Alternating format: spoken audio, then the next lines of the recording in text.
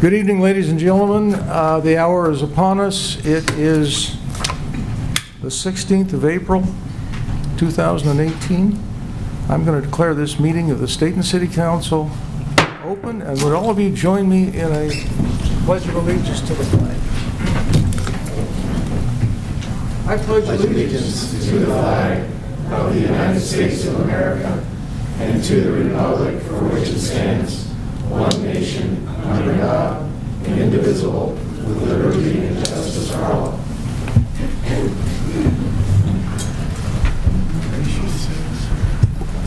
We're going to get some more chairs.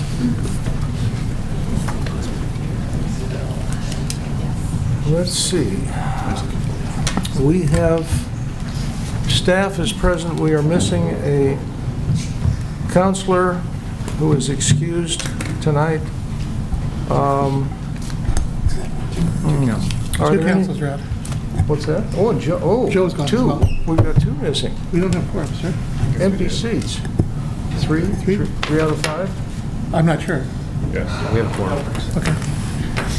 Now, if it was 2.5, I'd say It's two and a quarter here. I'd have to jump into it, but we've got three, so I think we're okay. Are there any additions to the agenda? And there was one. What did I do with that? Maybe not. Okay. Any declaration of ex-party contact, conflict of interest, bias? Mr. Mayor, Go ahead. I've had a number of communications, one from NSSD, a couple from Pacific Powers Attorney, also communication from the Chamber of Commerce regarding modifications to the food cart ordinance, and also communications from Mr. Abood, who I believe we all received, and I believe everybody at the dais received those same communications. If need be, I have them printed to enter into the record. You've been busy. No, our citizens have been busy, and it's their right. And I agree with them. I mean, Mr. Abood had some great comments, and so did Camille, to make the laws effective. Wow, this is good. This is good. Okay, anyone else? Anything? All right, let's go to presentations and comments from the public. These are not necessarily in order. First one I'm going to do is presentation of the Best Surface Water of the Year Award by the Oregon Association of Water Utilities. There we go. Please. Well, thank you, and I've actually got 2 awards to give away tonight. First and foremost, thank you for your time. I will be brief. I know you have many things to attend to. My name is Heath Coakley. I'm the Circuit Rider Programs Manager for the Oregon Association of Water Utilities. We are a non-for-profit that was established many years ago in Oregon in order to provide on-site technical assistance and training for water, wastewater entities across the state of Oregon. One of the things we do in that regard is we provide a number of conferences and other trainings throughout the year, and one of our main ones we just held in March in Sun River, Oregon. In that conference, one of the things we do is we take nominations for a number of different areas, but one of it is we have a triple blind water test for best tasting surface water, best tasting groundwater, and best tasting overall water, and I'll get to that in a minute. Another one is for the Operator of the Year Award, which the nice thing, so like I said, we cover the whole state, so it's unique that I actually get to present 2 awards tonight for this city, because the Water Operator of the Year for 2017 was Tom Etzel. That is one of your utility personnel.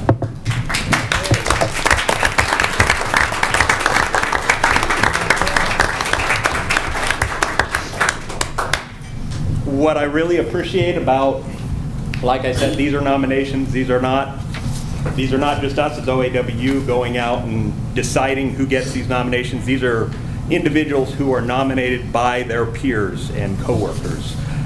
And the nice thing with Tom is I know you received a number of nominations. It was not just one letter of recommendation. It was a overwhelming support for the work you do for the city. So thank you.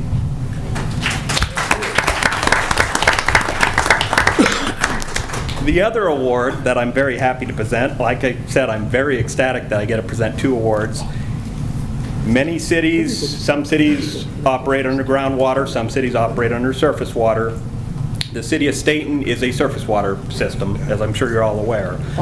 And in this triple-blind taste test, you were elected throughout the state of Oregon as the best tasting surface water system in the state of Oregon. So, very.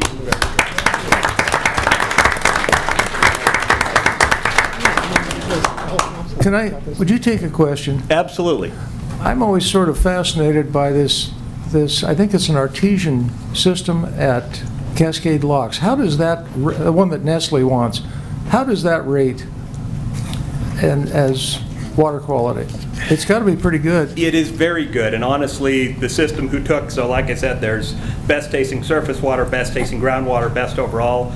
The system that took the best overall is the Deschutes Valley Water District, which is also our artesian source. Okay. Which, if you look at bottled water, frequently you'll see Opal Springs as a source. That is their source. Okay, wonderful. Thank you. So very good water. Thank you.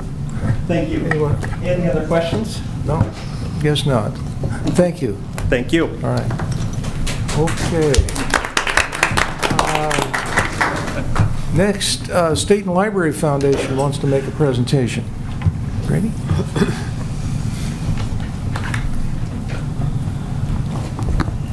Hello, I am Grady and I'm with the Stayton Public Library Foundation and I'm a member of the board, and on behalf of the board we wanted to let you all know that we have approved the support of the Outreach Storyteller Program, and we are presenting a $6,500 grant for the support of the library. And I also wanted to plug the Father-Daughter Ball. It's coming up on June 9th at our high school.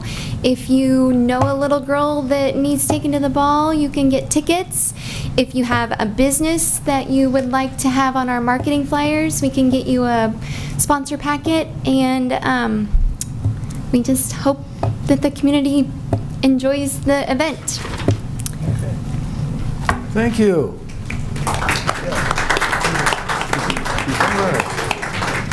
Okay. Next, Billy Marr, Stayton Community Pool, Family Pool.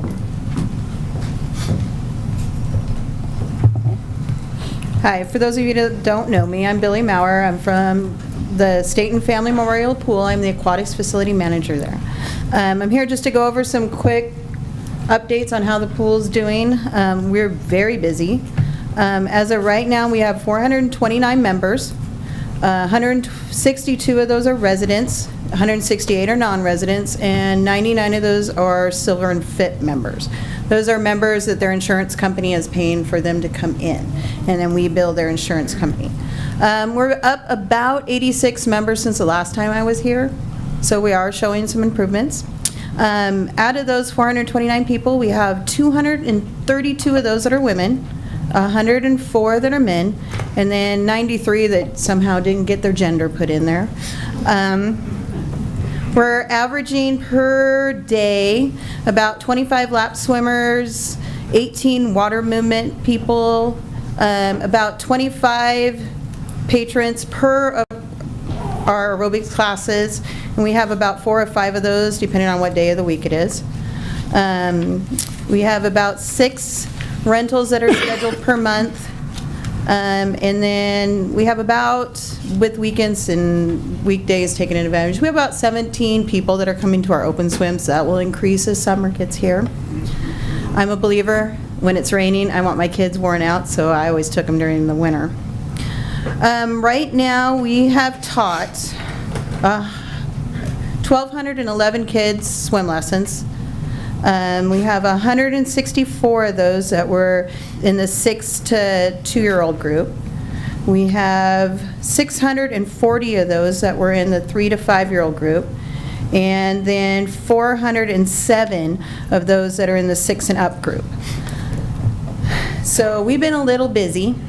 Our swim lessons right now are almost completely full. We opened those as of Monday of last week. Several of our classes filled up within 3 hours of opening them. We are trying to hire more people so we can offer more swim lessons, but I do have some that are in spring sports, and so that ties some of my instructors and lifeguards up. We also started in September doing a monthly newsletter. This gives any closures, any information regarding schedule changes, or when swim lesson signups are out, and that goes out to a mass email through our membership program. Also, Friends of the Pool has purchased a $1,200 additional swim lesson platform, a new CPR dummy for us that was $504, and it gives us automatic feedback if we're doing it correctly. It shows us by a light that simulates the blood flow to the brain if we're giving chest compressions correctly, they're too deep, too shallow, or too fast or too slow, so that our lifeguards can be better well-trained. They've approved to buy $214 in new swim lesson equipment and $1,100 in new aerobic equipment. Let's see. And they're building a new bench for our women's room. We're running out of room in there, so they're making a two-sided bench with hangers on it for us, and that's going to be about $500. Jack Burnett is building it for us. And some new flags for across the pool for our backstroke flags, and then they're constantly repairing our lane lines for us. Roughly since about July, they've spent over $4,200 to $4,300 on us. That's about what I have. Do you guys have any questions for me? Go ahead, please. Billy, out of the total membership, what's the ratio of residents versus non-residents? I have 102 residents and 168 non-residents, Okay. But that doesn't tell me how many are in Silver and Fit, because we have a lot of members that move to Silver and Fit. So you don't track their residency in the community? Yeah, we're still learning the program. Okay. I mean, every day I find something new about it. Okay. So when we originally set this all up, we didn't do that. I know we have talked about being able to do that in the future. I just have to have time to figure out how to do that and how to make it easy for my young staff to do that. Is there a non-resident upcharge? Yes, So the non-residents pay their way. yes. Excellent. Yeah, this year, Keith helped me by going through and evaluating the membership fees and making sure that they're fair with our tax base. Okay, super. Thank you. All right. You guys will have a good evening. I have to go pick my daughter up from pitching lessons. Okay, thanks. Thanks, Billy. Okay, now we go to presentations, comments from the public. Ms. Carney, a candidate for county commissioner, please. Everybody gets 3 minutes tonight. We've got a kind of a crowded schedule, so... Okay, well, start the timer. Good It's on. evening, Mayor Porter and members of the council. My name and members of Stayton. It's really amazing and great to see this many people engaged in your city council meeting. I think you're putting the city of Salem to shame, which is where I'm from. So my name is Sadie Carney. I am running for seat 2 on the Marion County Commission. It's an open seat right now, which means that somebody is retiring from it. There's not an incumbent to run against. I'm running as a Democrat. And I am, as I said, from Salem. I work for the state of Oregon for the Department of Land Conservation and Development as a rural policy analyst and communications manager. Something else I do for them is I oversee a group of volunteers from around the state that oversee community engagement in local government. So we help local governments achieve best practices in getting the community involved in government decision making. And that's something I'm hoping to bring to the Board of Commissioners. I've been in Oregon for 13 years. I think that Marion County needs a leader who will listen. I think we need somebody there that is going to be assured we get the right stakeholders at the table for the decisions we're making. We need to engage the public, we need to make the decisions transparent, and we need to make sure that we have all points of view accounted for. It's really important to me that we bring transparency to local, county, and state government. I believe we need somebody on the Marion County Commission who will help us honor our agricultural heritage and grow in sensible ways in Marion County. A lot of the decisions this Board of Commissioners makes is land use decisions, agenda after agenda. And somebody with a land use background, like mine, I have a master's degree in land use planning, I think can really bring an informed perspective to those conversations and decisions. And I think we need somebody who will be a champion for the public and for progressive ideals. We need to keep our communities whole. We face a lot of challenges right now, from a housing crisis, housing affordability, homelessness, an opioid crisis, you know, down to the education in our schools being underfunded and our resources going to places that we don't necessarily want to see them going. And so I would like to have sensible, smart conversations about how we can fund our social programs in a way that allocates them that do the best for the most people.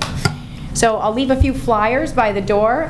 Please take one, check out my website. I have a Facebook page. But really what I would love is your vote in May so that I can advance through the primaries and to the general election in November. So thank you very much for your time. All right. Thank you, Ellen. All right. Let's see. Steve Poisson, Friends of Old Town.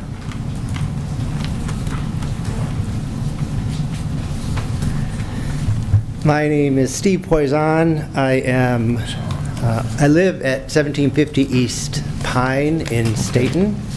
I'm here as Vice President of Revitalize Downtown Stayton, which is the new name for Friends of Old Town Stayton. Almost a year ago, to the day pretty much, I stood here requesting that you pass some ordinances for our downtown area.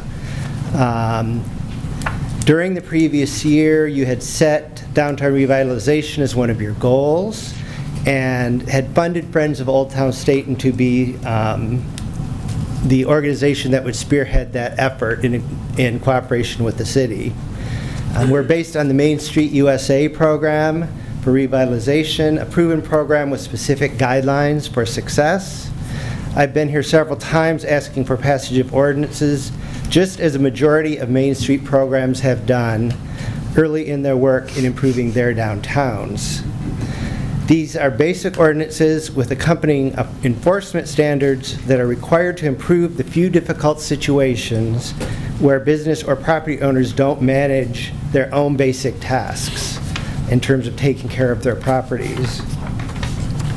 I've worked with the city staff, the Chamber of Commerce, downtown merchants, our rare participant, and the rest of our organization to get input and buy-in from as many merchants and property owners as possible.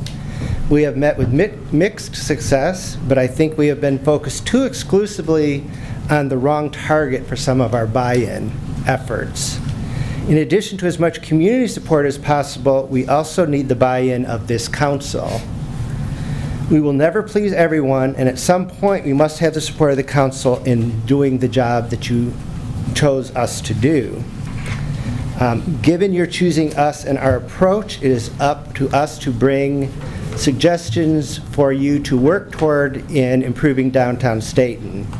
It is then up to you, after careful consideration of what is best for our city and its residents, to take action, and that is what I'm asking for you to do today. I ask that you not only pass the ordinance number 1019, which is on the agenda, as written by Dan, the city planner. There is one small addition that needs to be made, and I believe Councilor Cornquist is planning on offering a small change, which we support. I would also ask, and I know Dan has a different opinion on this, but we've discussed the possibility of putting our focus area into these ordinances so that these ordinances would apply to what we are considering the downtown area of Stayton, and that is the area that's bounded by 1st and 3rd and Washington and Water. My understanding from Dan is there are a couple of ways we can accomplish this. His preference is to wait until there's a more comprehensive planning review, but my understanding from him is that it is an option for you to pass these ordinances with specific boundaries attached to them. Yes, sir. Steve, that little buzzing you hear is the 3-minute bell. Okay, So, all right, thank you very much. thank you. Okay. Tina Schneider. Up with Ken also, he's also a member of the Yeah, go up Food Truck Association. there. Actually, he's our president.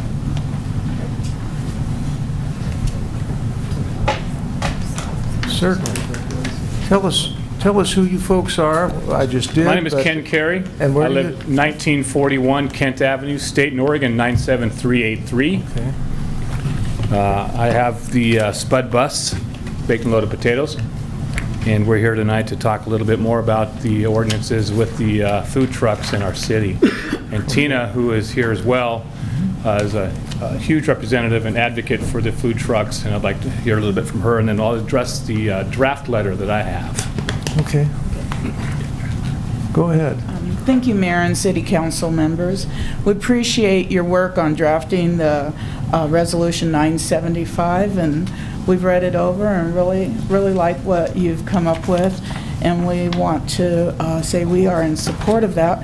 We have several members in the audience of the Oregon Food Truck Association who also operate food trucks or food carts throughout the Willamette Valley. And the only question we have at this time, there was one provision on there, it's a 72-hour rule, and we just want to clarify something that festivals may be exempt from that 72-hour rule if they run like 4 days. Is that even a question for you guys?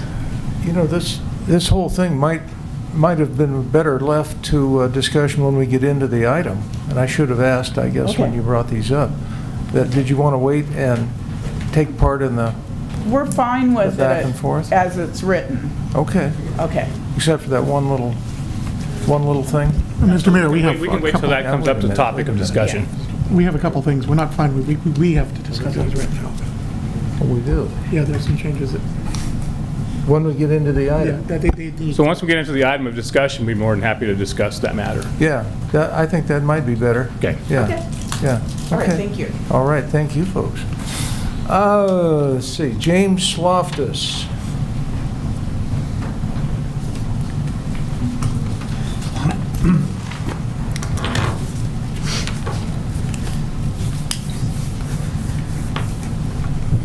Good evening, council. Pardon me for just a minute Good while I get evening, my James. notes. I'm James Loftus, former city councilor, local business owner, former realtor, community activist, I guess, tonight, and a community educator. On April 5th, the city was sued by the Portland Pacific and Light. And I emailed that out to all the counselors so that they could review it, because I reviewed staff's opinion, I've read the reports, and so I brought some toothpicks, and I want to demonstrate some basic fundamentals about property rights. So if I buy property in fee simple title, I own it all. James, I own the water rights. James, Mr. Loftus, Excuse me, sir, I got No. 3 minutes. I'm trying to educate I you. want you to talk to this thing so we Okay, can all I hear. am, but I've handed this out here so that these people can participate, because they're citizens, they're ratepayers. I They're want- paying for this lawsuit as a taxpayer and as a ratepayer. That's better. So I still have this bundle left over.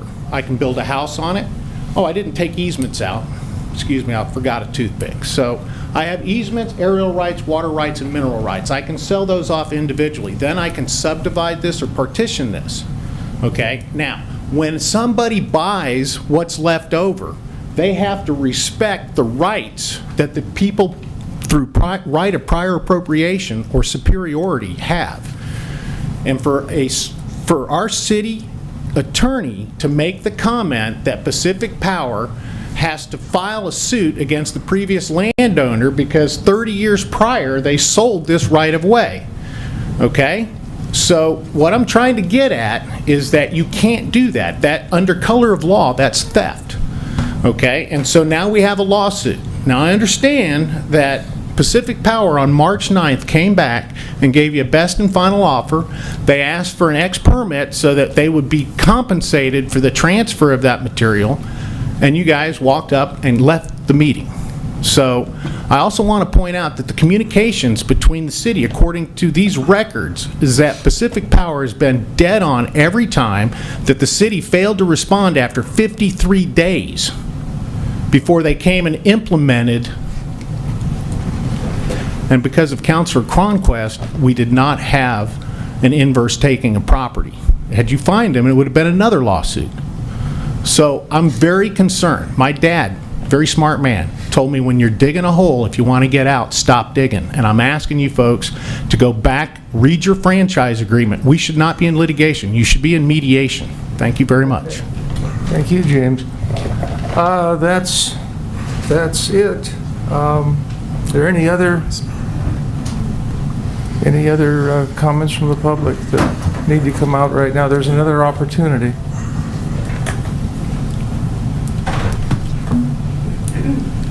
I guess, I don't know whether we need more of that or less. Probably less, but that's all right. That's It's all right. First But- Amendment, sir. And you're right in the middle of this one, too.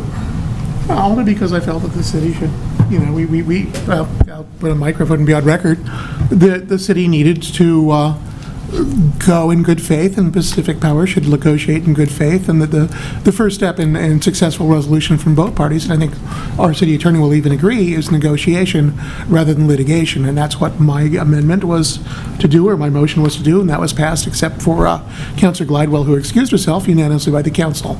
So, I mean, the council has instructed the city and requested Pacific Power to meet in good faith negotiations rather than litigation. And while, I mean, isn't that the first step to success? Yeah, I would remind the council that because we are in litigation, my advice to you is that anything that you say and do can end up being misconstrued, misrepresented, and end up in court. And so my recommendation to all the council members and all staff is that any matters that are related to either one of the two pieces of litigation that have been filed be referred to me and no comment otherwise be made. Which is, we don't, I mean, aside from the good communication from Citizen Loftus, we haven't been informed from the city that we're in litigation. Are we? And I got Citizen Loftus's things, and I presented them to you. Everybody here should recuse themselves or should declare contact. Every councilor received those, and I'm the only one to do so. I think I just heard our city attorney say maybe cease and desist. But we all need to say that we got them, Hank, so that we are protecting ourselves. Oh, well, okay. I mean, don't we, Wally? Yeah, as far as that first section of the meeting where there are declarations, I think Councilor Cronquist correctly said, I received this, I received that. That first section of your agenda, it covers the whole concept of your representation, unlike when we get to a land use case where you have to address specific comments that relate to a land use case. That first one has to do with general matters, so I think the broader requirement for you to make disclosures is the transparent thing to do. So when Councilor Cronquist says, I got this stuff that shows documents, that's an appropriate disclosure at the beginning, not necessarily in any other form, but in the beginning. And I think he correctly pointed out that it was a group email to the council. So my advice is that he declared for everybody else. But it wouldn't be a bad idea in the future if each one of you were to make a declaration on your own or do a Me Too into the microphone so that the record picks that up. And the other thing, Well, Wally, I is, think are that- we, or Mr. Mayor? Excuse me. I think that would have come up had Mr. Loftus decided to want to dig into that, and then there was a point I was going to ask him where he got this stuff that isn't titled, and but they never got to that, so I didn't have to ask. Well, Mr. Mayor, Let's go to consent agenda. Mr. Mayor, we brought that up. Let's ask, Mr. Attorney, are we involved in the lawsuit? Because we haven't heard from you or staff, nor the mayor is confused, we're confused. We received from a citizen a writ, which is public record, but I don't know any more than that, which is why I brought it up. We have not been served. We are aware that there is litigation that has been filed. but we have not yet been served. And I will correct that. We have been served. Did we And get I served? have, when I was served, I contacted the governing body with notice of that information. So When was this, Keith? Thursday. Okay. I wasn't aware that we had already been served. I Typically, don't, when I'll look. we reserve any comment I don't until feel, we actually. I don't feel confused. It's fine, if we've been served, we've been served, Yeah. that's fine. Mr. Chris, Mayor. do you feel confused by anything? No. Okay, Yeah, if we've been served, we've been served. okay. Then we're in a lawsuit. So there is confusion, but not total. Well, yeah, I mean, we received this from a citizen, not the city. All right, let's go to consent agenda. Hold on, Mr. Mayor, can I address that? When we received notice of being served, I contacted the governing body. I can't speak to when Mr. Loftus got the information or how he got the information, but when we received this, we were served, I contacted the governing body. That was Thursday, I think early afternoon, if I remember correct, but you can check your emails. Let's go to consent agenda. I move we adopt the consent agenda as written. Okay. Can I get a second, please? Second. Motion and a second to approve the consent agenda as presented. Would all in favor say aye? Aye. Opposed, same sign. Hearing none, we'll declare the motion passed. And we'll go to our first agenda item there are no public hearings, under unfinished business. Ordinance number 1018, establishing licensing requirements and standards for mobile food units, and resolution number 975, establishing fees for mobile food unit license. Mr. Fleischman. Thank you, Mr. Mayor, members of the council. The issue before you this evening is consideration of enactment of ordinance 1018, which would establish licensing requirements for mobile food units, and also consideration of resolution 975, which, if the ordinance is enacted, would be appropriate to consider adopting. The resolution would establish the fees for the license that would be required under the ordinance. 2 weeks ago, staff brought to you the ordinance, and at that time, we had an additional regulation to suggest be added into the ordinance. The council asked for us to do some additional outreach to the food truck operators, and also the council raised the question of, well, gee, what was the fee going to be for this license that was required? Following that, email went out to the group of operators, not just food truck operators, but also the two property owners where food trucks have been appearing most frequently within the city. You've got copies of some of that correspondence that went out in your packet.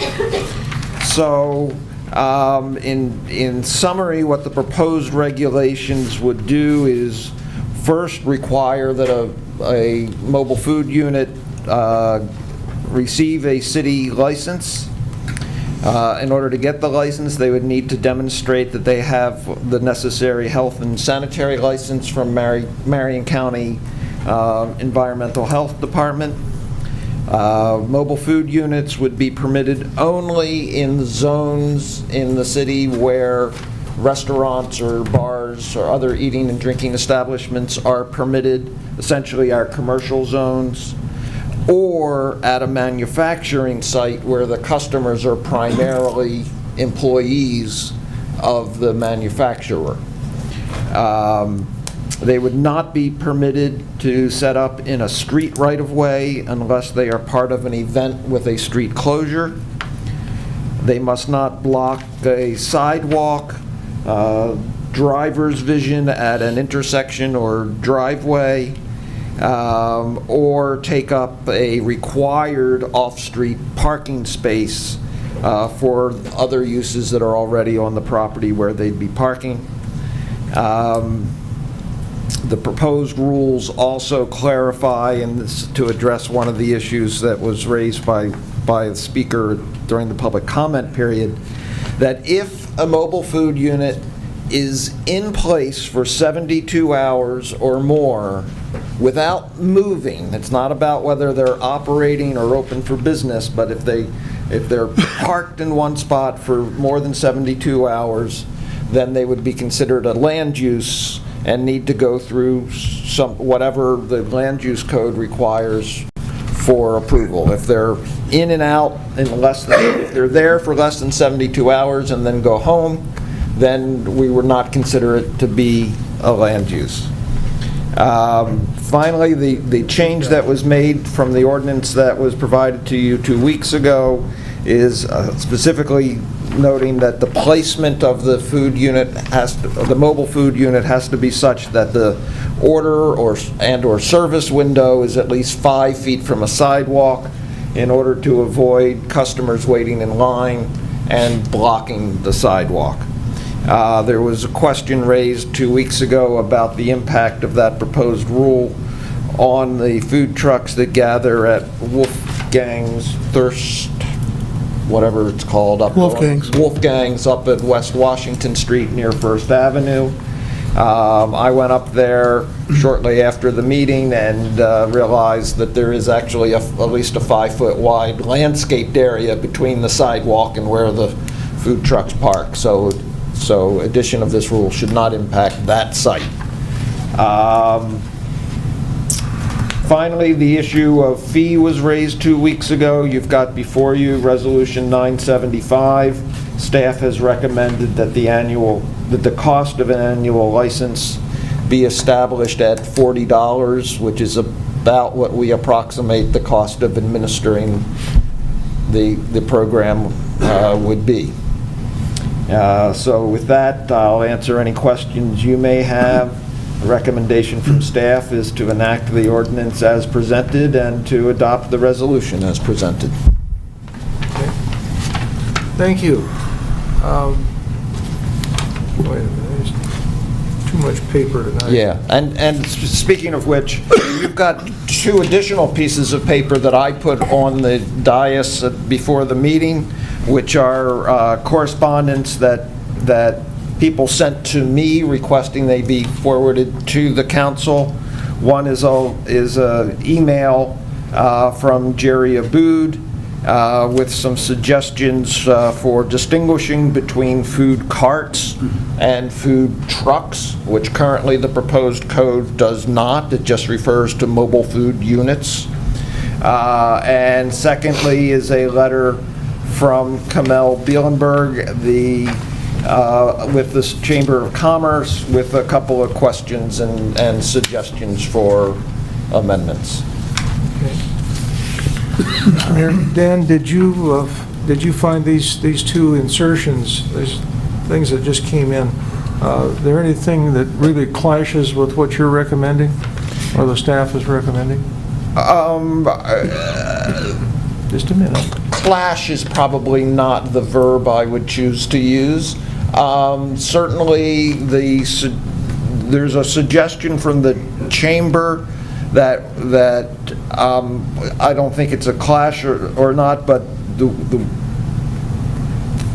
thing that she suggested as a change to the code would be to the proposed ordinance exempts a mobile food unit that is part of a community event from the locational standards.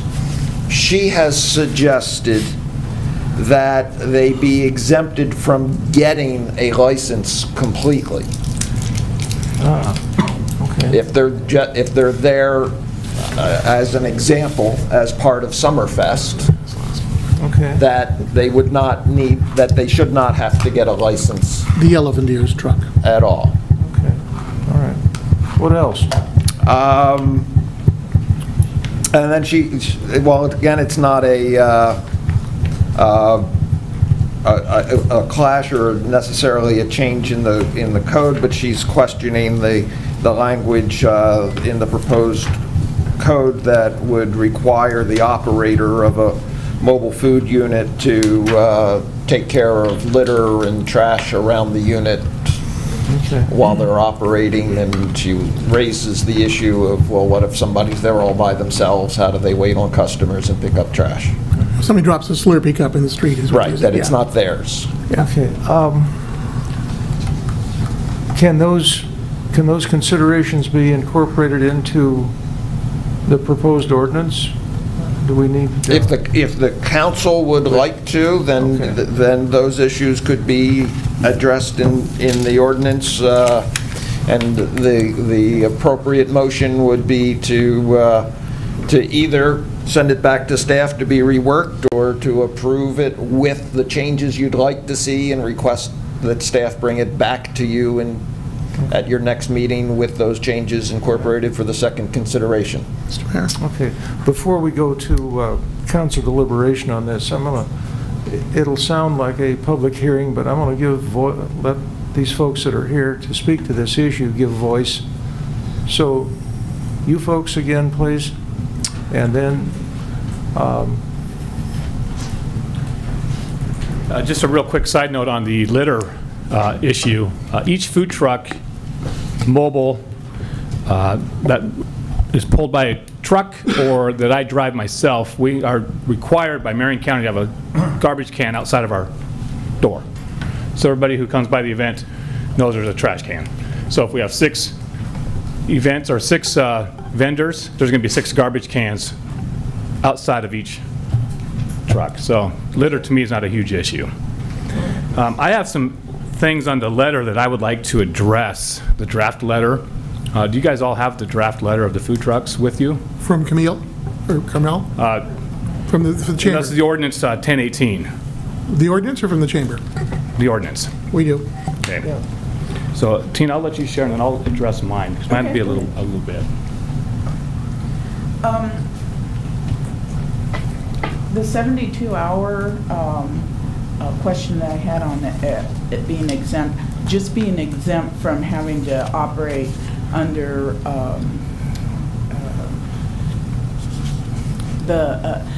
that they can operate at a festival for longer than 72 hours.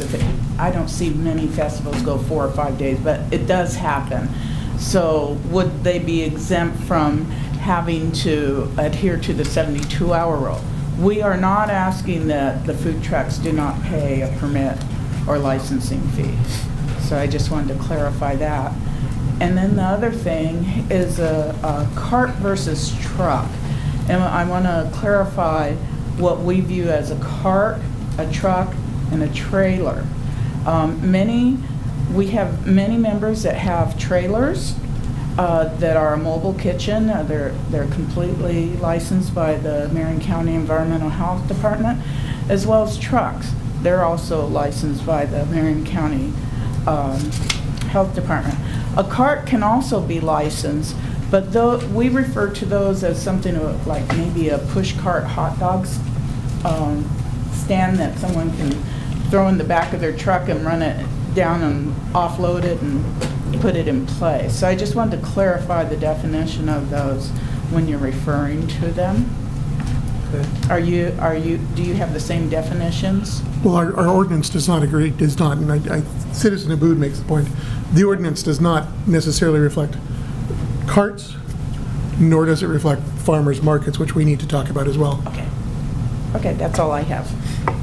Okay. Thank you, folks. You know, on a side note, I'd like to say that I'm really excited about the direction that we're going with these food trucks in Stayton, Oregon.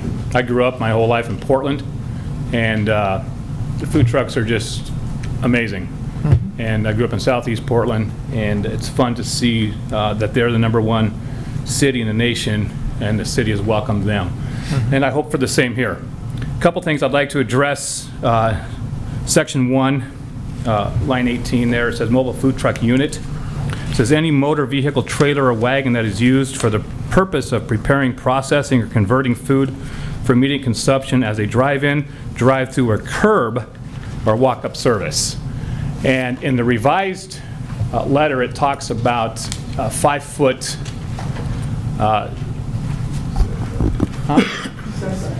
setback that we can't serve from the curb onto the sidewalk. So I'm kind of confused on that part there. I know that was added into the other letter. I don't have the addition to this. but it talks about, we couldn't, let's say if Snow Peaks were to open up, we couldn't park at the sidewalk and open up. And I'd like to know the reason why behind that rule. Mr. Flashman, can you deal with that? Because Chief Stevens was there. What? The chief brought that up. Well, the chief might know. Somebody over there, I need to deflect attention from here. Chief had an excellent point. People that know how to deal with these things. Go ahead, somebody. Mayor, Council, the reason that was added in was because of blocking the sidewalk. We wanted to prevent the sidewalks from being blocked, from people having to walk through a crowd of people standing at the window. So, Chief, my question to that then is, if the Star Cinema has a movie and people are lined up in front of the police department, or north of that, they're lined up on the sidewalk, what's the difference between waiting and ordering their food rather than going into a movie? There's not a lot of difference in there, and that actually probably should be addressed as well. Part of the problem too is walking. It can be awkward and uncomfortable walking right past where somebody's trying to sell something out of their window as well. Mm-hmm. People can feel, they may not feel so bad walking through a crowd of people like that in front of the theater, but walking right in front of a vendor that's, handing things out or pushing things out can be uncomfortable. And then as well as blocking the view of trying to get around corners as you pull up to an intersection and looking down and seeing the stand right there in front of it. And the reason I asked that question is because Snow Peaks, we all know wants to be on Water Street right there. That's where they're established it's going to be. No traffic will be going through there pedestrian-wise unless probably they're going to Snow Peaks. It's a pretty isolated area. So I'm just concerned as to why that the curb rule is going to be in there. We can address that and maybe revise that letter a little bit. And one potential fix for that, if that is a concern, is to put on there and leave it up to officer discretion and not have the 5-foot rule in there and just say you cannot block the sidewalks for people walking through there. That is an option. Okay. And a side note as well, I'd like to just say also that the support that the food trucks have had so far in the area have been tremendous. Amy and I have had the Spud Bus for 1 year, and what we've been able to do for the community and give back to the community has been enormous for us personally. Another note I'd like to address is in Section 3, letter B, where it talks about mobile food units shall not operate or be located in a public right-of-way. Mobile food units may operate on city-owned property providing the license is granted and the site-specific permit. So if we want to continue with our food truck gathering every month, the third Sunday of every month, what kind of permit do we need in order for us to continue using the property there on First and Water that James and Buffy Taylor own? It's not city-owned property. But it's not city-owned, it's public property. So are we able to continue? It's private property. Private property, It's excuse private me. property. Thank you, Mark. Are we able to continue using that property for our food truck gatherings? As long as each mobile food unit is licensed, yes. And each one is licensed and inspected through Marion County. So we do have the right-of-way, the permission to continue. It's private property. The law. So Ken, let me try to explain some basic terms. Okay, I'd love it. Streets in the city are not city-owned property. Okay. They are land that is dedicated to the public for the entire width of the right-of-way. That usually includes all of the land between the curbs and the sidewalk. So downtown, it includes from building face to building face, essentially. So includes the sidewalks. That is what is right-of-way dedicated to the public. In addition, but that's not land technically owned by the city. Okay. The city does own land. There's a parking lot at the corner of 3rd Avenue and East Florence Street. That is land that is owned by the city. And then there is privately owned land. So what this paragraph B says is that the mobile food units may not operate, may not park and set up in a public right-of-way. Perfect. Can't be on the street, can't be on the sidewalk, can't be in the planting strip between the curb and the sidewalk. Have to be out of the public right-of-way. And in order to set up and locate on city-owned property, such as the parking lot, they need to get a permit from the city, just like you would need to get permission from any other property owner before you set up on their property. Okay. This section does not address setting up and operating on private property. Okay, thank you very much. Okay. You know, these regulations, if you want to call them that, rules, pretty much general, as I understand it. Oh, very. And if we make minor tweaks in the things, it's things that we think will fit our community. You know, I want to work. At the same time, welcoming. I want to work by what the regulations are, absolutely. Yeah, You know, that's fine. That's our intent. Perfect, okay. So thank you for the explanation, Other Dan. questions? Mr. Mayor. Mr. Mayor? Dan, that piece of property we're just discussing on First and Water, what's the zoning of that currently? That is most of that property is currently zoned commercial retail. Okay, so they'd be permitted under So this? they'd be ordinance. fine Okay. because restaurants and bars are permitted in the commercial retail zone. Okay.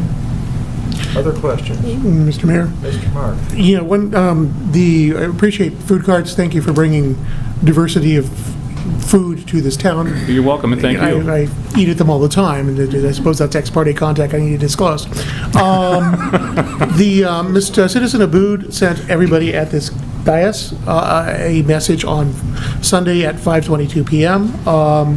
Asking the difference between food carts and food trucks and trailers. It is my understanding that the people who own Market at the Grove, or the Grove downtown, want to put food carts in front of their property. This doesn't address that. The other thing this doesn't address is farmers markets, which look a lot like food carts to me, which are happening at Pick and Coop and a couple other places in town, including the Grove. And also the red strawberry shed, which I will have to say that ex parte contact, I love the strawberries and blueberries at the strawberry shed, at the Ace Hardware. And that's certainly there more than 72 hours. And it looks a lot like a food cart, and it serves food, and it's probably licensed, but I mean, how does a hand truck serving hot dogs, if you will, and, you know, I agree with Mr. Abood's statement, and I thank Citizen Abood for bringing that to our attention, but how does the push cart or hand cart fit into legislation that addresses trucks and such, and how do we address farmers markets, which look a heck of a lot like a food cart, and they're there for a lot more than 72 hours? Wow. Easy, it's not being prepared.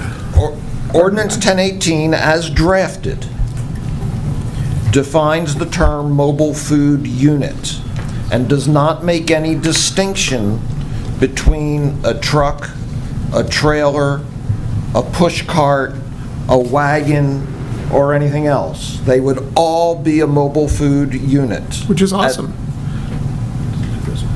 When you're done talking, I'll reply to you. Thank you. Sorry, sir.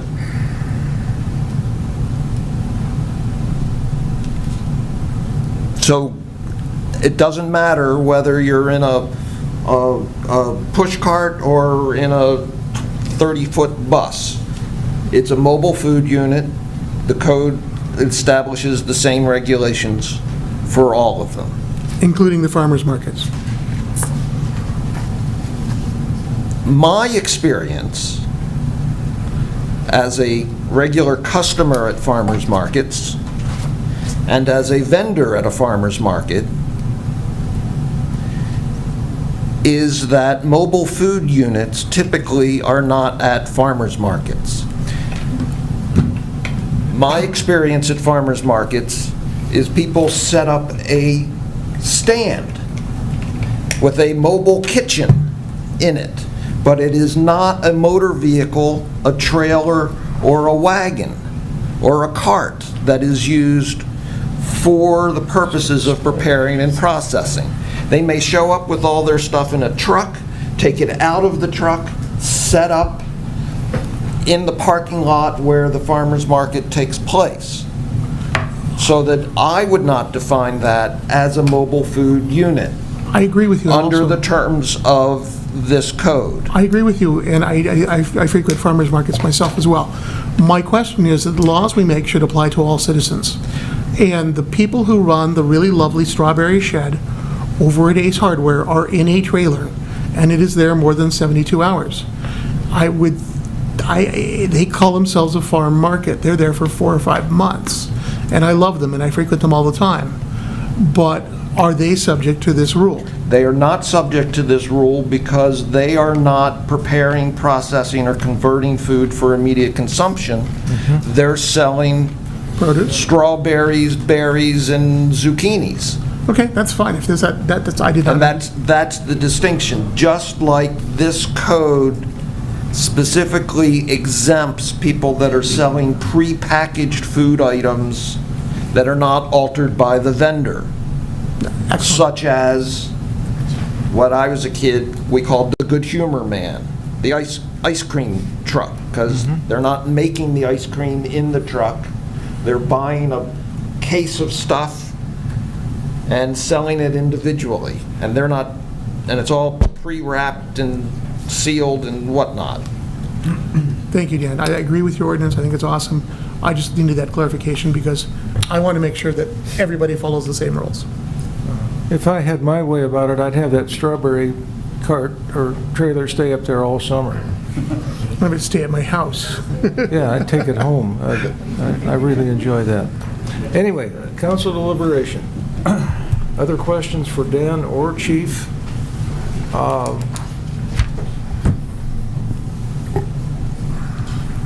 If you folks are done, I would ask if there's anyone else close to this subject that needs to say something.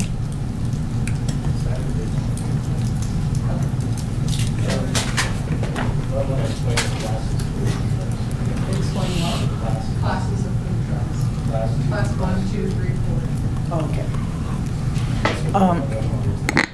Food trucks have classes, and they can either have raw meat and prepare it on their truck, and that's a class 4, right? And then a class 3 does not allow you to prepare raw meat, but you can cook pre-cooked meat and heat it up and cook it there. Class 1, I'm not quite sure. That's a cart. It's a cart, packaged food, yeah, prepackaged food. And then I was listening to you discuss the farmers market vendors there.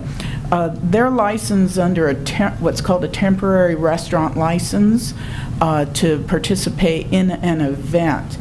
You cannot just say, hey, I want to set up on somebody's property and sell food there, hot food, because they will not issue a license for that. So it's not available just to set up and do. You have to be part of an event in order to do that.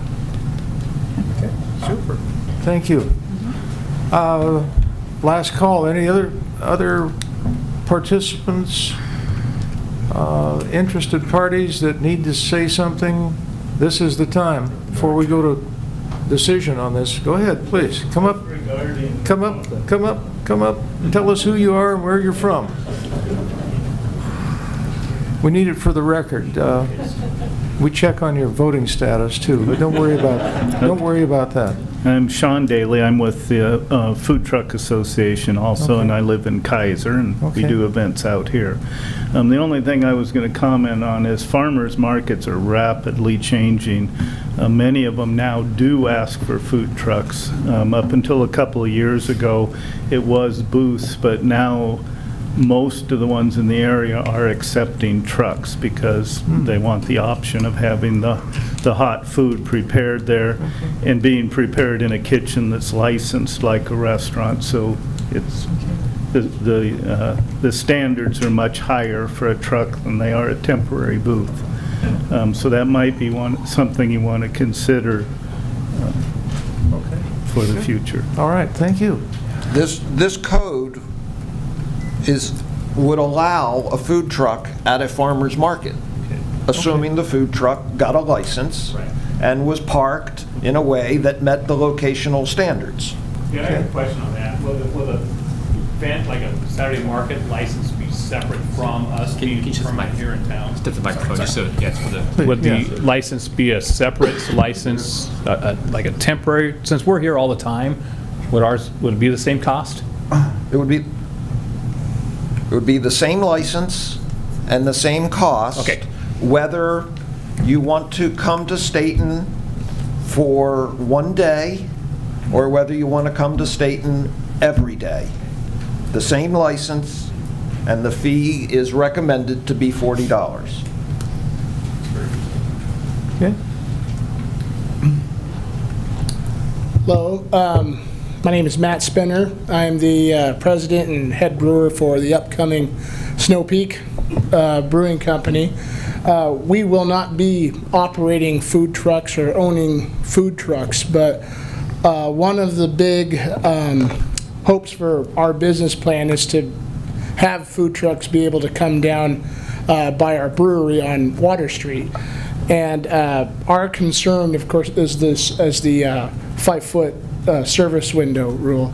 One suggestion that we were maybe going to propose is a permit, a special, on top of the permit for operating the food truck in the city of Stayton, also a permit to park in designated places along the sidewalk in front of establishments like ours.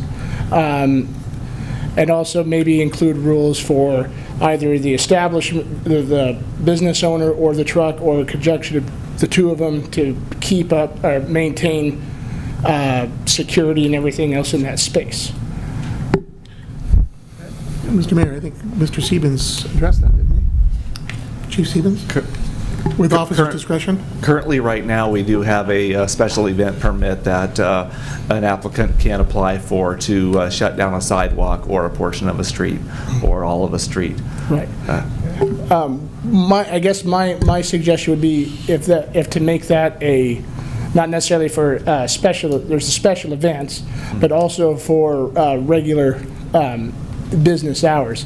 The thought of, with our place in particular, in front of our roll-up doors and sidewalk approach, would be to establish either certain hours during the day, our operating hours, as that being a area designated for food truck parking, also to make it a loading zone in other hours. That was just the suggestion we were going to have.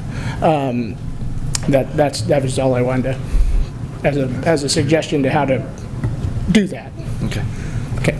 All right, thank you, Matt. Mr. Mayor. Okay, yes, Brian? I like Matt's idea, and I'll give you a scenario that it equates to. It's just no different than the parkade that's currently on downtown, correct? Something similar to that? Yeah.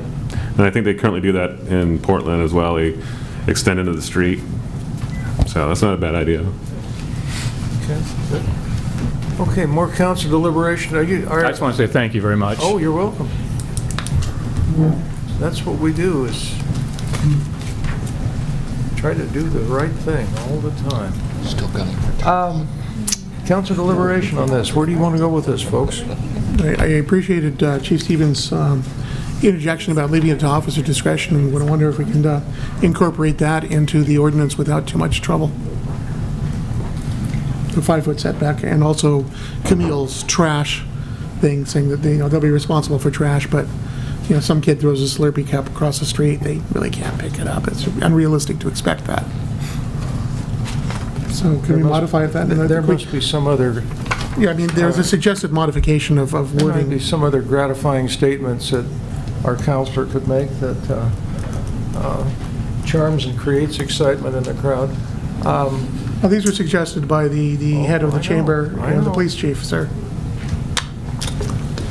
Okay, what would you folks like to do with this? And thank you for the suggestions.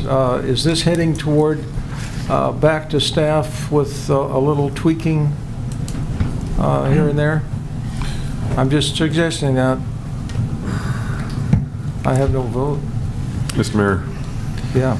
I just want clarification again on this Summerfest issue. They will not have to get a permit to serve food at Summerfest specifically.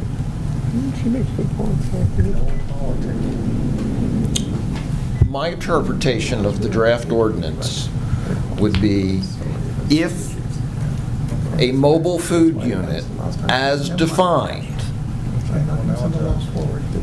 Please. wants to be at Summerfest, the ordinance requires the operator to get a City of Stayton license. Okay. A food vendor who sets up a stall in the street during Summerfest, but is not a mobile food unit as defined, Wouldn't have to get one. does not need to get a license. The code as drafted would exempt a mobile food unit during Summerfest or any other event from meeting the locational standards, but still a license would be required as drafted.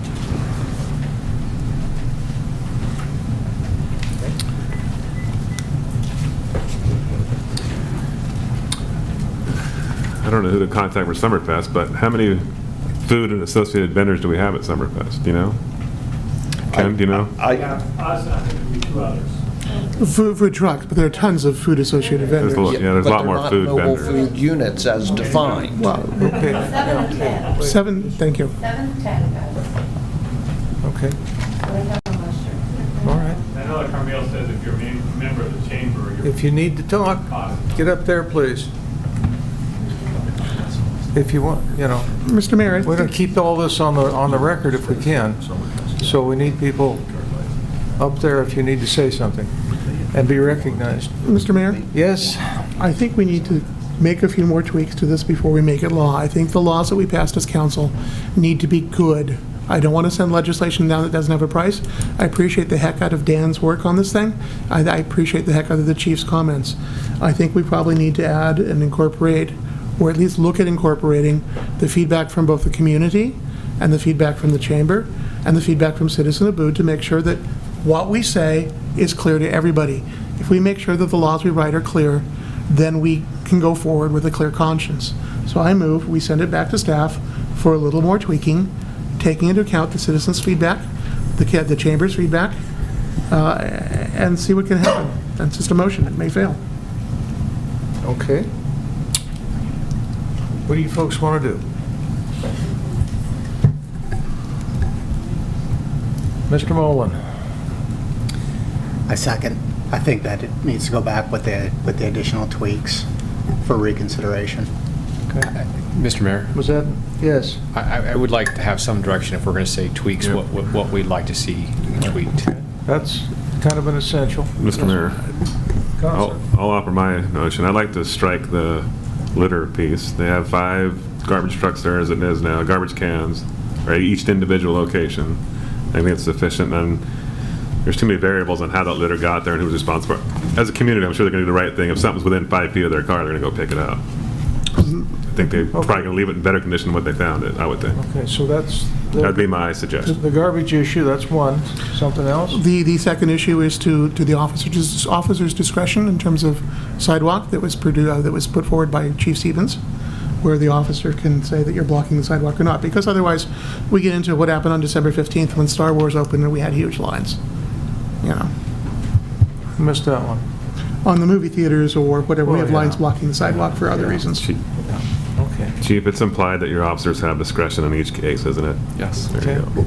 Others? And then I think that we need to be considerate of the 72 hours during festivals. And I don't know if that means special exceptions for the festivals that last longer than the 72 hours.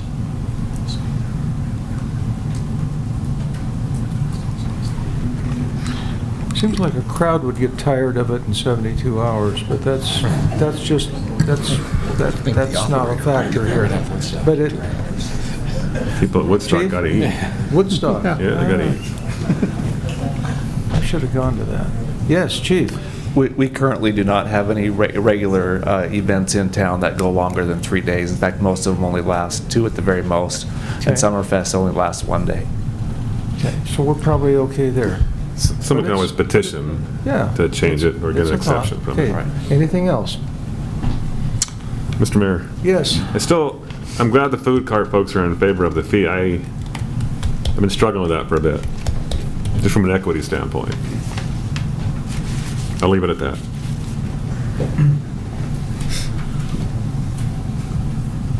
Do they all seem to be okay with it? Yeah. They're all fine with it, it's 40. The big question last meeting was how much? And so, here we are with a fee schedule, and I guess we hope it's okay. It needs to be reasonable, and we think it is. So, someone want to offer a motion to do something? We've got a motion on the table, sir.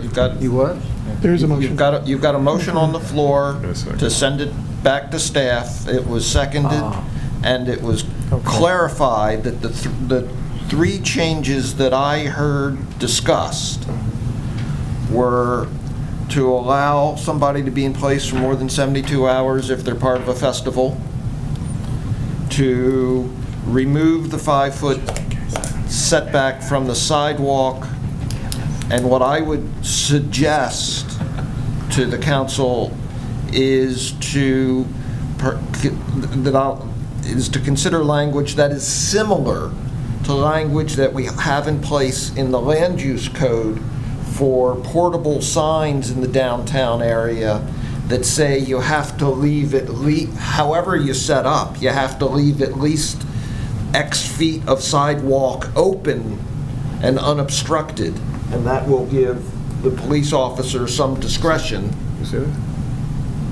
Is that going to Did be you see okay? Pardon? The 5-foot deal? Did you say? I didn't hear. No, the 5-foot deal was, There was yeah. talk about leaving it. Chief Stevens brought up that it was a discretion. That you yeah. have to be at least 5 feet from the sidewalk to allow for officer discretion. That's what I heard. So correct me if I'm wrong. Yeah, that was what, I want to change it to reflect what you want. Dan, I think that's an excellent point. Good, that's a good standard. And the third change that I noted was to delete the requirement for litter patrol. Okay. Is that it?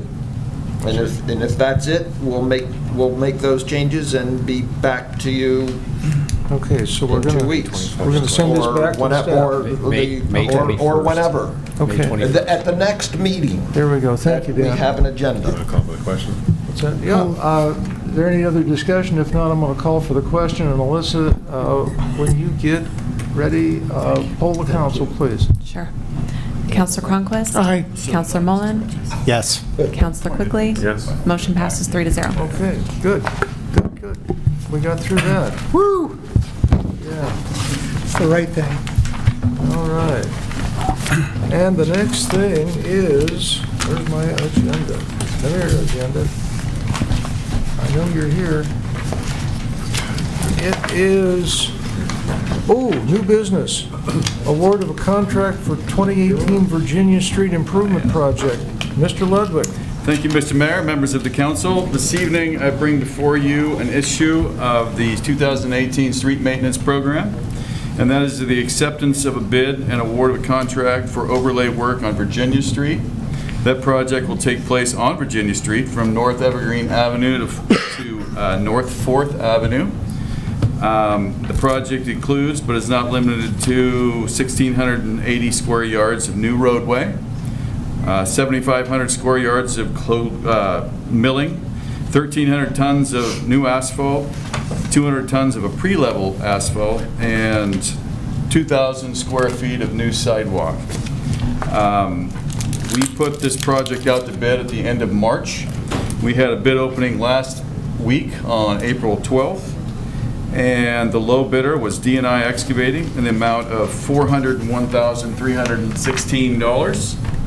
We have done background checks on D&I Excavating, and we have nothing but great references from them, from the City of Salem, City of Albany, and so forth. So, before you tonight, you have options to award this contract to D&I Excavating or reject all bids. Thank you. And I'll take any questions you have regarding this project. This is a neat project finally happening. Our access to our public buildings down here, the pool, this, backside of the library, that's a primary corridor down through there. So some of the residents would like to have speed bumps every once in a while just to slow the traffic down. I'm sure they will after this as well. Yeah, I'm sure that, yeah, absolutely, okay. I move we accept. Ladies and gents, what do you want to do? I move we accept the bid as provided by our Public Works Administrator, Public Engineer. Accept the bid for D&I excavating in the $401,316.50. Is there a second, please? Second. Second, thank you. Okay. Any other considerations here? Okay. Would all in favor say aye? Aye. Aye.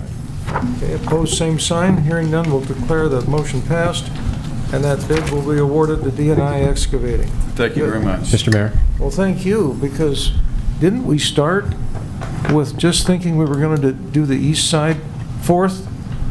First Avenue to 4th Virginia, Avenue, that was going to be yeah. our original. Yeah. Then we passed a local gas tax, Yeah. and There's extra you money. can see what extra we can do. Yeah. There's extra money to come down to the west on And Virginia. in July or August, we'll be doing much more. All the Quail Run will be slurry sealed, and all of the Weldon Woods neighborhood will be slurry sealed. Okay. That'll be also paid for in part by our local gas tax. Okay, super. Mr. Mayor? Mr. Mayor? Yes. I do want to say, I think our Public Works Director is being a little modest. I know a lot of work went into, and he's laughing, but it was, and even, us having discussions months ago about the possibility of expanding that. I know there was several comments of wanting to go down to North Evergreen, and I know that him and Michael Schmidt got together and worked hard to try to make it happen, and it was nice behind the scenes over several months to see the work they did to be able to extend that as well.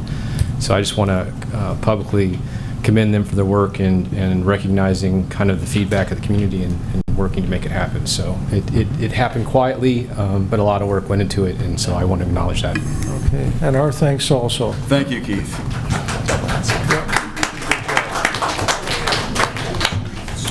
Okay, ordinance number 1019, amending Title 6, 8, and 15 of the State Municipal Code promoting maintenance of buildings and public spaces. Mr. Fleischman.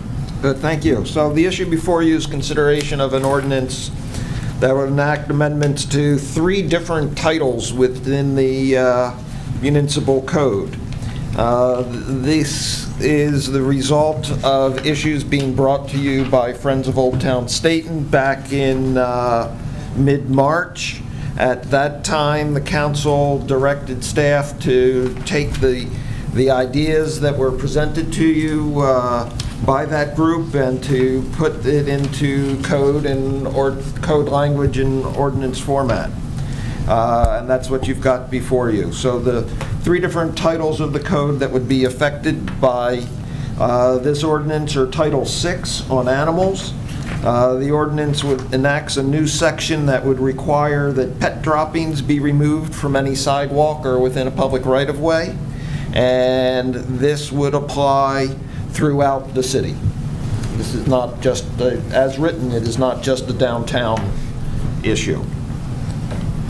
Secondly, Title 8 on health and safety would expand the current prohibition on smoking or vaping in city parks to include the sidewalk in front of any front street facade of any building in the downtown area.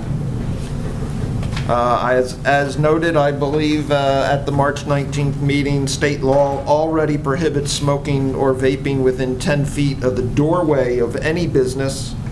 It's up to that state law is enforced by the Oregon Health Authority upon complaint. The proposed ordinance would expand that prohibition to the entire frontage of buildings in the downtown area and give the Stayton Police Department enforcement authority.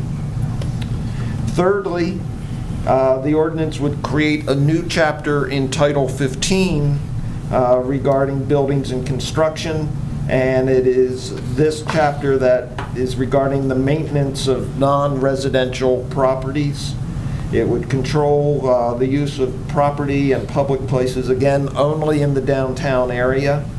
The new regulations require that the exterior of non-residential properties be kept free of debris and trash, that weeds and other plants not in a landscape planter be removed, that awnings be kept in good repair and free of moss or algae, and that awnings provide illumination of the sidewalk beneath them between dusk and midnight.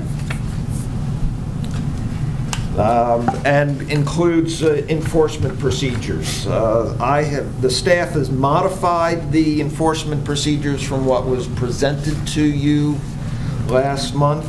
What was presented to you required 2 notices of violation to go out, and that's been changed to so that the first notice is not a notice of violation, but just a letter with a determination that there is a violation, and then if that's not addressed, then there's a notice of violation and an order of abatement. Very similar to the way staff currently handles tall grass and other nuisance situations in Title VIII. In his remarks at the beginning of the meeting, Steve talked about desiring that these new regulations that affect downtown be applied to a broader area than the way the ordinance has it written today. That's a policy decision for you to make. The way it is written today, the downtown area is defined as the area designated in the city's comprehensive plan map as the downtown area. And that is essentially 2nd Ave, 3rd Ave, water to Washington does not include 1st Avenue. Friends of Old Town Stayton, or Revitalized Downtown Stayton as it's now known, has chosen to broaden their scope of effort to include 1st Avenue as well.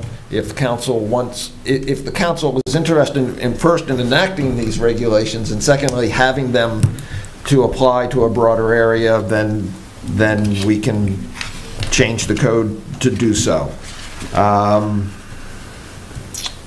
I guess that's my explanation. I'll try to answer any of your questions that you may have.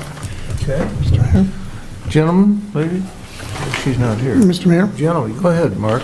Mr. Fleischman, and you and I have talked about this, and I thank you for your input. As it's written, the ordinance is inherently hostile to, like, the flower bed in front of the accountant's, the lawn in front of Gardner House, and some other things. Can we change the wording, amending the last sentence of Section 15-12-040 to read planted materials in landscape beds and planters shall be maintained to keep them healthy and attractive? We certainly can. Which just takes into account those people who spend a lot of money on And landscaping. if you'd like to do that, then that should be part of the motion that you make regarding I will do enactment so. of I'm the just- ordinance. Yeah. So you're on, Mark, you were on section right here, sir. 3, It's right here. 12. 15-12-040. It's right here. Yeah, I got it, yeah, okay.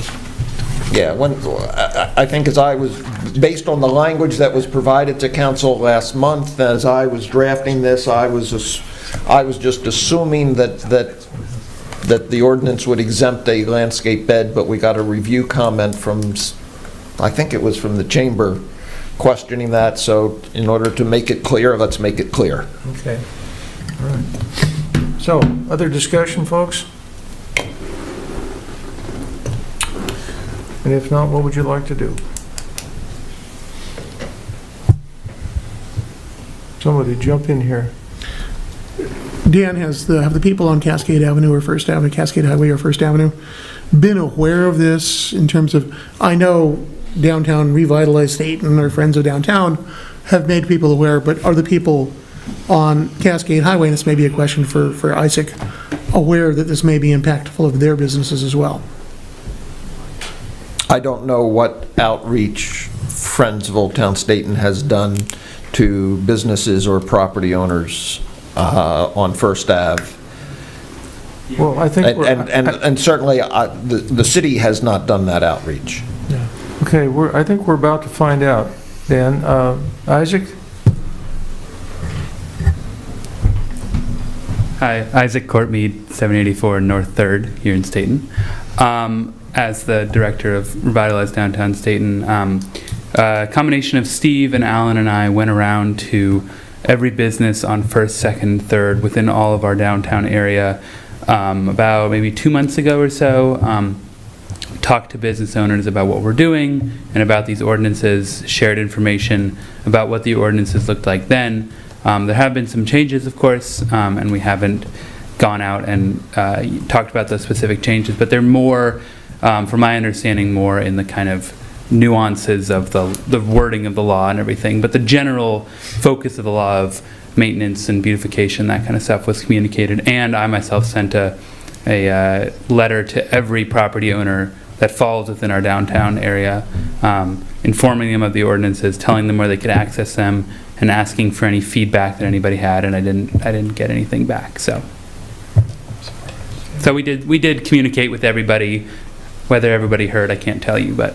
Okay, all right, thank you, Isaac. Thank you. Chief?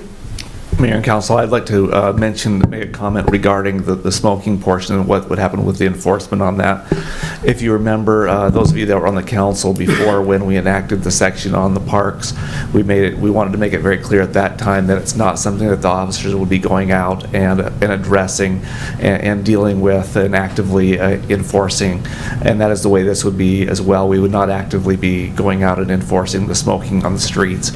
Where we would address it is if there was one particular business that was having an issue, then the code enforcement probably officer would go over there and talk to that business and talk to those people then and deal with it, but it would not be something we would do on a regular basis. The way it is right now, the 10-foot rule, that is handled by the state. The state has enforcement officers that go out. I like to call them the smoking police. If you call them, and call their number, they will send somebody out to review the problem that a business is having and deal with it that way. And they have done that in Stayton. Okay, thank you, Chief. Anything else there? Could we move forward with this, folks, if you like? I move we approve with the amendment of changing section 15-12-040 to read, planted materials in landscape beds and planters shall be maintained to keep them healthy and attractive. Okay. So I've got a motion to approve the first consideration of ordinance 1019 to include a modified version of ordinance, no, what is it, section 3 of ordinance. Section 15? Section 15. It's, .12.040. 15, part of section 3, 15.12.040, weeds and plants to be controlled, and a modification therein. Planted materials in landscape beds and planters shall be maintained to keep them healthy and attractive. Okay, and that's on the record. Fine. We're good. Any discussion? I need a second. Second? Well, I can make the motion. I'm sorry. You made the motion. Let's Sorry, not try to do it all. I mean, we're short a couple people. Come on. We can switch seats here if you want to do it all. Are you doing fine? I'll second. Thank you, Chris. So we've got a motion and a second. Is there any other discussion? And this is a first consideration. Mr. Mayor. Yes. Why I commend the idea of trying to improve downtown. This is too onerous, in my opinion, for the staff.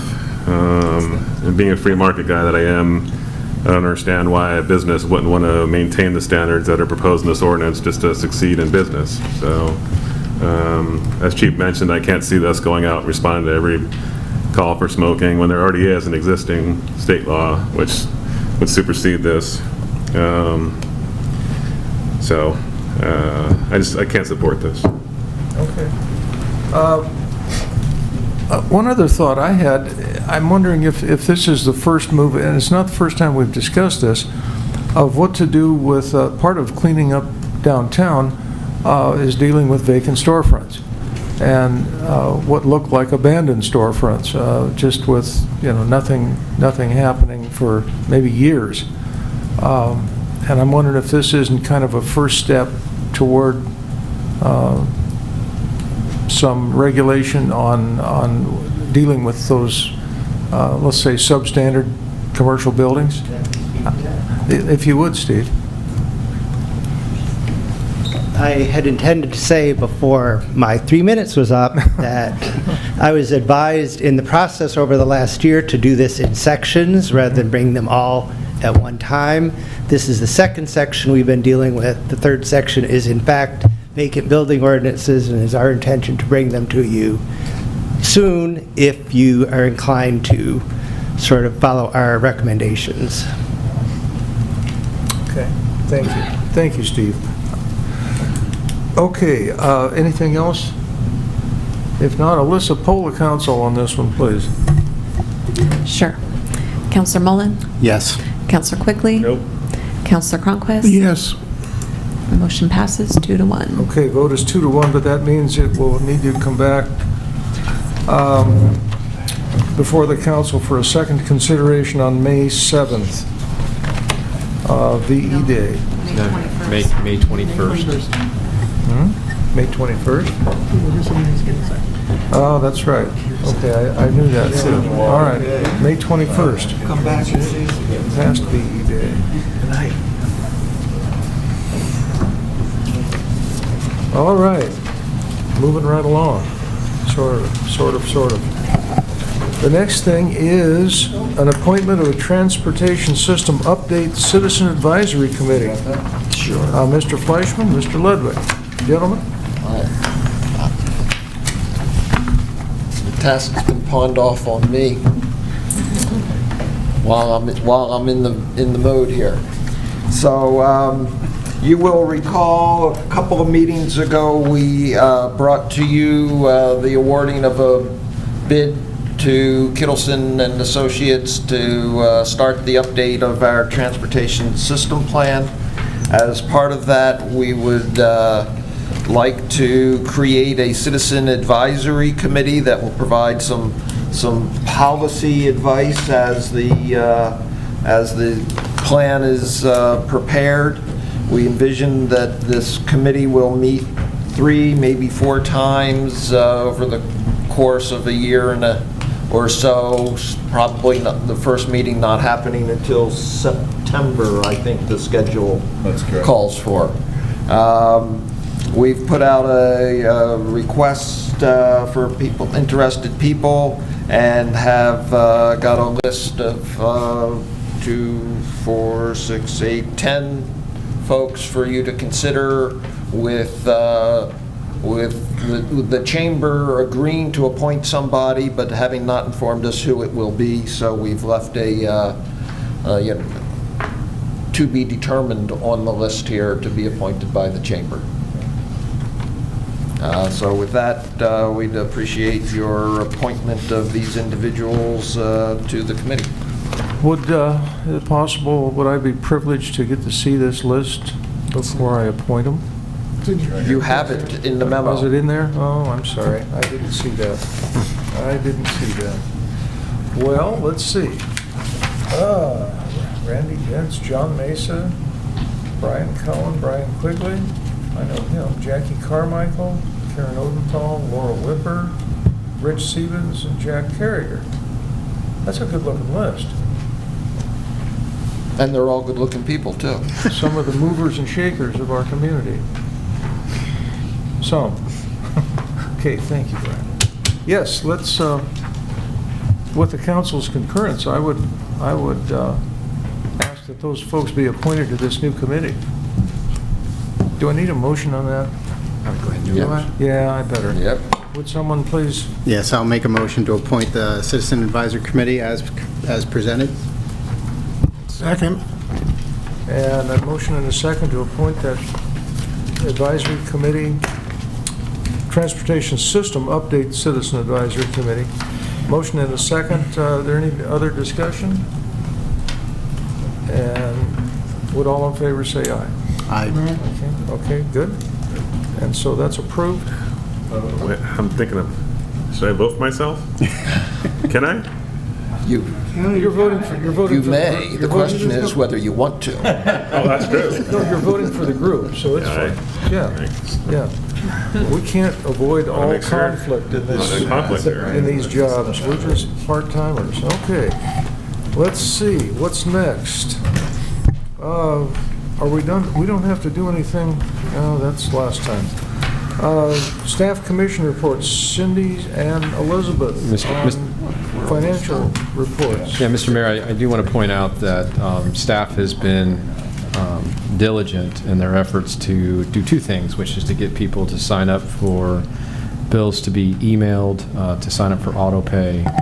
And for the first time, and it's been happening over a few months, and it's been slow and steady, but if you start to notice that we're starting to get more and more people on auto pay, more and more people accepting their bills via email, and some of those delinquent notices, slowly declining. So I know that every time someone comes in, they're asking those questions, and over the last few months, we're finally starting to see some progress. So hopefully we continue to see those numbers adjust. So with that, I'll answer any other questions. Thank you. Keith, is it a fair, I don't know whether to, sometimes what to draw from some of these numbers, but in a gradually improving local economy, there's less late payment on our utility bills? What struck me as someone who likes data and numbers was how amazingly consistent, how little noise there was in our data. Every month it seemed to be almost like we were copying from the previous month. So whatever the case may be, how we attribute the changes, for the first time over the last 3 or 4 months, we've actually started to see some numbers move in, I think, more positive ways. So whether that's improving economy, whether that's the efforts have been made in trying to make it easier. I know one of the things we're hoping to roll out, the problem is right now it's only available for iPhones, but is even a app that you can use to pay your bill. I know they're working on an Android, and I think once that Android app comes out, we'll really push that as well, just as an easy way to pay your bill, to try to make it easier and to do the notifications. And so I'll take whatever it is that's helping improve the numbers a little bit over time. All right, well, thank you. Thank you, and Cindy and Elizabeth also. Chief, police chief. Police. Did you say fire the police chief? I tried to, but I saw Jack, I like him. I He's was a nice focused guy. on Jack Kerrigan's It was name there, on that transportation advisory thing. I was excited about getting those folks to participate in city affairs. I know, you're just messing with me. Chief? Mayor and Council, I can't believe that you mixed me up with the fire chief. Yeah. But you have before you the statistical report for the month of March, and we want to let you know that we're actually working to, it's time again for our annual Junior Fishing Derby. That'll be coming up in another month and a half, and the department's starting to plan for that and work for that. So. Reservoir's supposed to fill this year. So, actually, we no longer do it at the reservoir. We do it at down at Roaring River? Roaring River. Okay, that's a big fish down there. The fish are hungry. Okay. Anything else, Chief? That's Any it. questions for Chief? Okay. Public Work Director's report. Lance? Thank you, Mr. Mayor. This evening I have 3 pieces of business for you, but I will start with my monthly operating report for March. I've gone through here. I really have nothing further to add to it, but I'll happy to answer any questions you guys may have of that before moving on. Good, thank you. Okay, wonderful. All right. Lance, at what point will we have all the water meters on this electronic radio readers? Yeah, how are we close to that? That would have been 3 months ago. That we had them all? Yeah. Oh. We're 100%. Oh, we played, okay. Whoa, all right, catch up. Let's see. Planning. So I have a couple more things here, if you'd like. In 2015, the city started contracting out the parks mowing to an outside contractor to free up our only parks personnel to do other things. This year we put out a bid. We we requested bids from several different parks or lawn mowing services in the community. We received 2 bids back, both of whom have worked for us in the past, both who had very good credentials. And the low bid went to Green Acres Landscape. I awarded the contract. It was for $24,450. I just wanted you to be aware of that and let you know. Some informational. I have attached the actual bid breakdown for your review. Okay. And moving on to the last piece of business. It has to do with our water management and conservation plan update. The City of Stayton received a letter from the Oregon Water Resources Department in November 2017. The letter notified the city that the water management and conservation plan was past due and should be submitted to the OWRD as soon as possible. I requested Keller Engineering. They prepared our last water management update in 2006. I asked them for a bid to update this. They have been working on that for the last several months. And they have prepared that, and it's ready to go into the state by April 24th. I think it's supposed to be there. Yes, April 24th.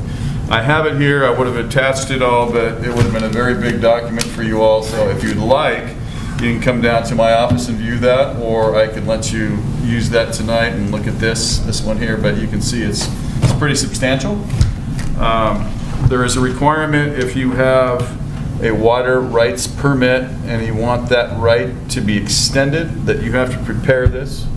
This goes through it makes you review your policies, ways to find conservation, and it's a 5-year plan. So we'll be looking at doing this again in another 5 years if they accept this. But this is a requirement of the state for any community over 1,000. So Okay. there it is for you, your viewing pleasure. Okay. I can leave it here, or you can come by my office and look at it. Lance, does it identify all current water rights? For the city, yes. For the it city? does. Yeah, for the city itself, yeah. Okay, all right. That's correct. The report is for municipal water rights holders, right? Right, it doesn't have personal water rights, that's correct. Okay, good. Let's see. I'll answer any other questions other than that. Mayor, I have a quick question. I'm not sure who to thank, what department to thank, but about a week ago, my landscaper went and dumped some soil into my driveway and decided to dump it on the curb. It was about 4 o'clock in the afternoon. I got a letter from the city of Stayton within 12 hours to remove that. I'm not sure. Was that your house? Are you the one that dumped it? No, a landscaper came and dumped it, didn't tell us that they were coming. We came home to a pile of soil, but Well, within 12 hours, we got a notification to remove it. I asked one of my personnel to go out there and put actually barriers up and cones around That was you guys that put that up? Yeah, we put the cones up. So due diligence. Had I known it 12 was... hours seemed a little slow, I'll say that that's quick. That's quick. We didn't want the weeds to sprout. Thank you, Mayor. You're welcome. Let's see. Mr. Fleischman, Planning and Development Director's report. You've got my monthly report for the month of March. I don't have anything else to add. I'll answer any questions you might have. Okay. We're seeing a lot of building in wildlife meadows. Are those plans coming through, or permits and whatnot? With permits that have been issued, and we're probably about half built in wildlife meadows. The plat was recorded, I believe it was the first week of July, so essentially 9 months in, it's probably about half built out. Okay, yeah. From talking with the Roberts family, I expect that in the next 6 weeks, we'll probably see 8 or 10 more permit applications Okay. come in. Okay. Spring building. Yeah, Yeah, okay. they've sold 7 or so lots to a builder, Okay. and that sale hasn't closed yet, but is scheduled to close in 2-3 weeks. Okay. So I expect we'll see a flurry of activity at that time. Okay, thank you. Other questions for Dan on that? Library Director's report. Janet? Mayor and Council, you have my report and our statistics in front of you. I would like to invite you to our author, not this Thursday, but the following Thursday. We have a New York Times bestselling author coming. Her name is Maria Bostwick. She typically writes historical fiction or women's fiction and also has a quilting series. And we're pretty excited to host her on the 26th. Okay, super. All right. Busy place. Yeah, and rightly so. Okay. Any presentations, comments from the public? Anything left tonight? And business from the city manager. Mr. Mayor, just a reminder that our next council meeting isn't scheduled until May 7th, just the way our meetings fall, and that will be the first budget hearing, budget meeting. So we'll present the budget at a time and potentially do the budget message, and then the following week, the 14th, 15th, and 16th, is when we have scheduled our actual budget hearing. It's located here, and we'd welcome anybody from the community who'd like to come and be part of that. Okay, thank you, Keith. Business from His Honor, nothing tonight. Business from the council.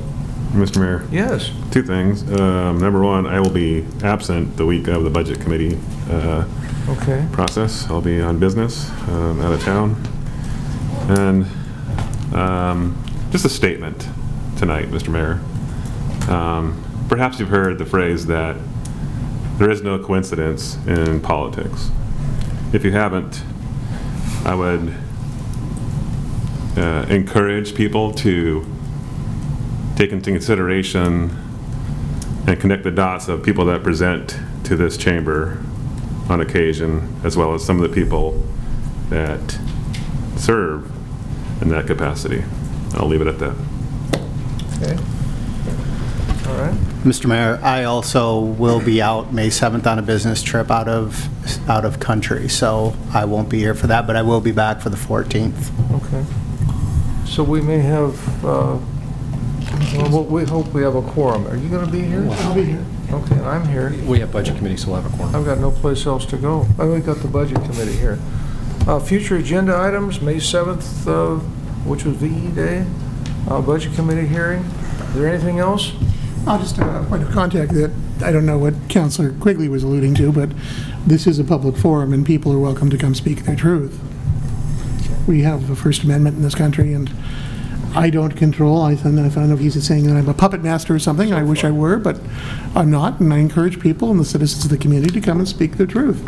By doing that, we'll have better laws, just like the food cart law, where or the legislation for the improvements for the downtown Stayton or Stayton revitalization, that by public comment, we can make laws that are better.